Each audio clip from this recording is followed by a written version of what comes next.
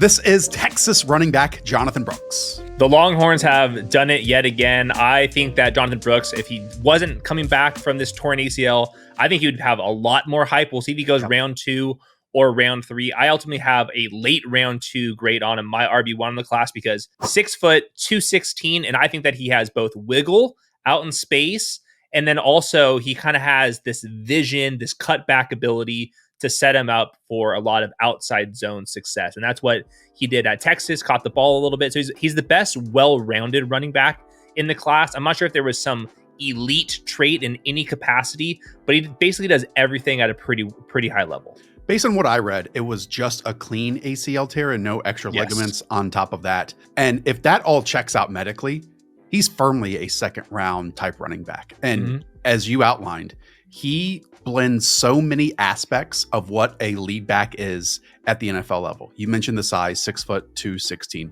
He does the dirty work where he will lower his shoulder to pick up short distance yardage, or when he can tell and has a feel for when a big gain isn't there, a home run hit is not there, then he'll lean forward for an extra few yards on top of that. But he also has the ability to get small and get narrow to work through these creases. He is smooth. He's powerful. I think he's an efficient decision maker. And he also has like dynamic movements, I think, when he needs them. Out in space, you see him in some of these receptions, beating defensive backs in the open field at the third level. And then on top of that, as I just said, strong movements when also caught upon to those. I think maybe where is keeping him out of like the early round 2 or a lot of these first round premier running backs that we've seen of previous years, though, Hayden, is I would call him an easy mover, but almost a one speed runner at the exact same time. There's no like explosiveness that catches your eye, that chews up a bunch of yards to make people miss in the open field. Yeah, definitely not super explosive. I thought there were some times later on in the run, like if you reach the third level, where he would get caught from behind. I think that he's a fine in terms of long speed. The burst, the short area burst is fine, but I think what happens with Jonathon Brooks is because his vision is so clean that he's able to actually make these split decisions instantly, and that makes up for some of the burst. He's also 216 pounds, so I think that he can run through some arm tackles. And like you said, getting through traffic, he's actually able to pick up his feet and sometimes move laterally with that. So you'll see that in some of the elusiveness, which he definitely has, third best elusiveness rating according to PFF. The yards after contact numbers are solid. He's not like absolutely trucking over dudes like some of the other big power backs, but this was the number one stat that I kind of am sticking with here. Number 1 in rush yards over expected on these outside runs. Love and that. That's where I think I can see this combination of the vision, being able to pick up his feet, making a guy miss. And then on occasion, if nothing's there, he's not going to dance around and be a complete negative out there too. So I think a really easy guy to evaluate, assuming that his knee injury is totally okay. No wasted movement in those. Like, to me, he does a really good job of attacking the edges or the shoulders of these defensive players. And it's on one cut. It's on one step.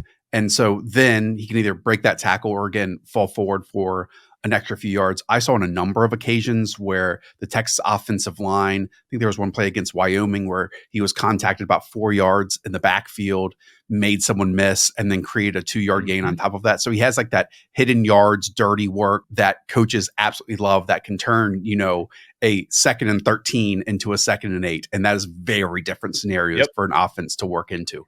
Some numbers that matter to outline what you just said: 87th percentile in forced missed tackles per attempt. It's actually 91st percentile forced missed tackles per attempt as a receiver, 92nd percentile in yards after contact per attempt. He did have 30 targets in 10 games this season, which is excellent for college football. Absolutely excellent. We want to see that because he played behind Roschon Johnson and Bijan Robinson from the prior year. He had 24 runs of 15 plus yards out of 190 carries this year. And there were singular games where he was impossible to tackle. 11 forced missed tackles against Wyoming, 12 versus Kansas State, according to PFF. And that's on top of the 187 rushing attempts he had this year for 1,100 yards and 10 touchdowns in just 11 games. One of my baseline comps for him is Melvin Gordon, who's not super explosive. He's not super physical, but actually had a lot of wiggle, a lot of broken tackle ability in his prime, a bigger back that can kind of do everything. And I think that in terms of the pass game, I think that's going to be a huge separator for him versus a lot of the running backs in this class, He caught 28 of his 32 targets, a lot of them on screens. There's a couple times where I saw him down the field making one-handed grabs. I think that's a confident part of his game. I thought in terms of pass protection, he was both good in identification, which is like the hard 100%. part. That's the hard part. You got to be able to see where he is before you can block him. You have to go be able to see where the unblocked defender is.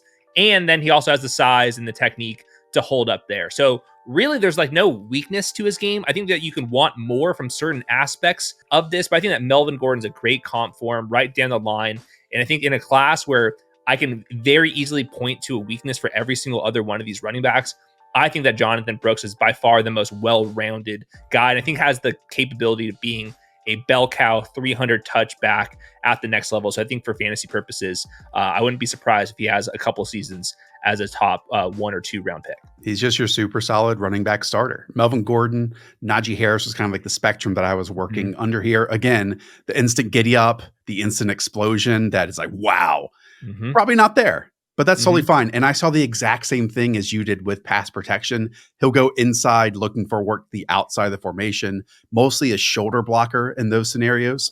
But there were a number of occasions, like against Baylor, if you guys want to tune into that game, where they would send pressure looks and he knew who the far guy on the edge was that his responsibility, or the blitzing guy over the middle, and he would pick it up. And that is quite tough to do. And then against like Oklahoma, he had some one-handed grabs, one against Kansas as well. So among like recent second round running backs, I personally would not put him in the Breece Hall, Kenneth Walker area, but I would put him like one tier behind that compared to the other second round backs that we have seen. Those two backs that you just mentioned have a really like dynamic, athletic profile. I think that Jonathon Brooks is just one tier beneath that, but I think that he has some pros that Kenneth Walker doesn't have, for example. So yeah, we'll see where he goes. I think that if your team, like the obviously the Cowboys, who did their doctor did Jonathon Brooks surgery. If you have nothing in your running back group and you need a bell cow back immediately, I think Jonathon Brooks is going to be that type of guy. And also, early reports, we're filming this mid-April, are that he's supposed to be back for training camp. He tore his ACL in November. So that's generally when these guys come back. Maybe he has to miss the first couple games of the season, but I think most likely for now, we'll see him in training camp and he'll be ready for week 1. Maybe have to be on the Breece Hall thing where you got to take a couple weeks to get ready, but we're not drafting for week 1 of your rookie contract. We're drafting for year 3, year 4, year 5. And I think that he's going to be the best when it comes to that. In this class, which I actually think might be a bit underrated, but we'll talk about that with all the other prospect profiles that we're going through. Just having the blend of I'm going to do the dirty work and be powerful when I need to, but then also at the third level when I do get one-on-one with the defensive back and just totally make a miss in a phone booth, tough to find.